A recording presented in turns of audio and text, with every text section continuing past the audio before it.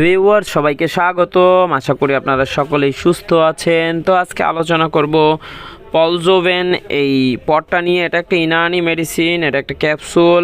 এটা আপনার রুচিবর্ধক ওষুধ হিসেবে সেবন করতে পারেন। এটি ভিটামিনের ঘাটতি পূরণ করে। এছাড়াও এটি রুচি বাড়ায়, শরীরের ওজন বাড়ায় এবং আপনার ক্ষুধা বাড়ানোর কারণে শরীর মোটাতাজা হয়।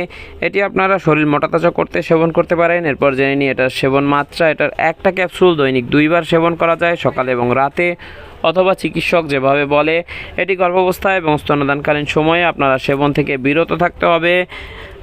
এটি যেহেতু একটা ইনানি মেডিসিন, এটি উৎপাদন প্রক্রিয়া নিয়ে নানাবিধ প্রশ্ন আছে, তাই আপনারা এটি সেবন থেকে বিরত থাকবেন।